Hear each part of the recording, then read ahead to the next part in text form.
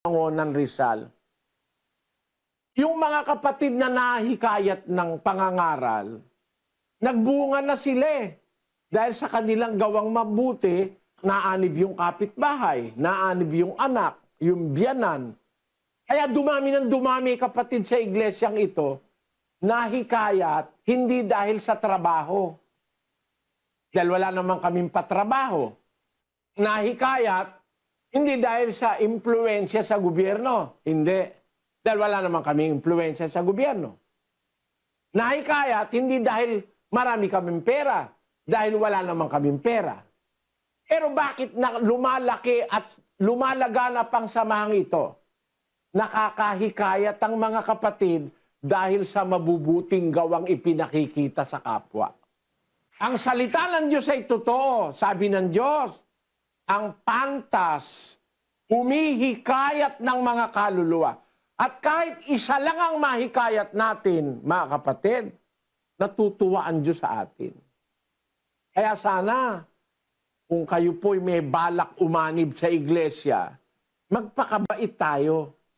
Para yung asawa mo, mahikayat mo, yung asawa mong babaero, tumino, yung asawa mong lalakero, tumino, yung anak mong bisyoso, tumino, yung kapitbahay mong galit sa'yo, mahikayat mo, malaking bagay po sa Diyos yun.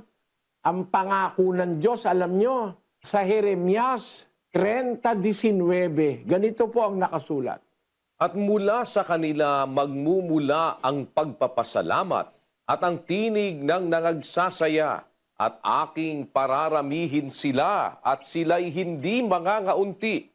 Akin ding luluwalhatiin sila at sila'y hindi magiging maliit. Nakita nyo, sabi ng Diyos yan eh, pangako ng Diyos yan eh. Aking pararamihin sila, sila'y hindi mangangaunti. Kaya ito pong iglesyang ito, hindi kumukonti ito eh. Dumadami ito. Lumalaganap ito. No? Sa lahat halos ng parte ng mundo, nararagdagan ng nararagdagan.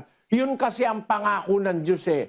Magmumula sa kanila ang pagpapasalamat, ang tinig ng nagsasaya, aking pararamihin sila, sila'y hindi mangangaunti. Sino magpaparami? Ang Diyos. Meron pong iglesia, pinararami ng tao. Huh? Alam nyo ba, merong iglesia, sa Binangonan, ang tawag nila, Iglesyang Pampararap. Pagtanong niya sa Binangonan, lalo na dun sa punta, iglesia kang pampararap yan eh.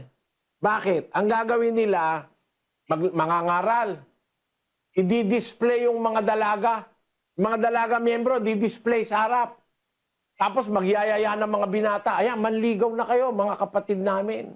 Sabi, paliligawan yung kapatid nila para mahikayat yung mga binata na umanib. Meron naman, bibigyan ka namin ng trabaho. Umanib. Dumadami sila eh. Meron naman, pagka dito ka sa amin na anib, mapopromote ka, kung pulis ka, magiging general ka. Sabi. Dumadami ngayon yung mga pulis na umaanib para ma-promote. Saan hinikayat? Sino nagparami? Hindi Diyos ang nagparami. Ang nagparami, yung aral na mali na itinuturo. Pakinggan nyo ha. Meron nang hihikayat nga sa kalibugan eh. No? Meron gano'n nang hihikayat. 2:19 ng Kalawang Pedro. Na pinangangakuan ng kalayaan, samantalang sila'y mga alipin ng kabulukan, sapagkat ang nadaig ni naman ay naging alipin din naman niyaon. 18. Sapagkat sa pananalita ng mga kapalaluan na walang kabuluhan, ay umaakit sila sa masasamang pita ng laman, sa pamamagitan ng kalibugan. Sabi ni Pedro, humihikayat sa pamamagitan ng kalibugan. Dumadami, hindi dahil sa Diyos, hindi dahil sa katotohanan. Dumadami dahil sa ipopromote ka, bibigyan ka ng trabaho, o kaya bibigyan ka ng babaeng maliligawan, no? O kaya pag sumama ka sa kanila, meron kang makikita sa langit para sa iyo na 70 birhen, no? Yun ang panghikayat nila. kalibugan. Masasamampitan ng laman ang pinanghihikayat nila. Kaya ako sinasabi ito, gusto kong ituro sa inyo aral ni Kristo. Ang aral ni Kristo, unang Timoteo, nasa Biblia, basahin natin. Dapat nga na ang obispo ay walang kapintasan, asawa ng isa lamang babae. Yan po ang salita ng Diyos. Yan ang nasa Biblia.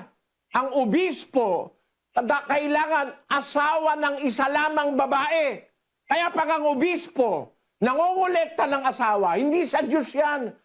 Paano ngayon sa Diyos, ang ginagawa, mali sa sinasabi ng Diyos? Ang obispo, dapat isang asawa lang. Ano ngayon, ang punto ko? Para siraan sila? Hindi. Para maituro sa inyo ang totoo. Para wag kayong mabiktima ng maling aral. Kasi ang nasa Bibliang aral, yun ang dapat nating matanggap. Nagkukumpara po ako para makita nyo ang totoo. Pakinggan nyo sa isang talata ng Ecclesiastes 7:27. Narito, ito'y aking nasumpungan, sabi ng mangangaral, na iniaagapay ang isang bagay sa iba upang matagpuan ang kadahilanan. Ayan. Ang isang bagay dapat iaagapay mo sa iba para makita mo yung katotohanan, yung kadahilanan. No?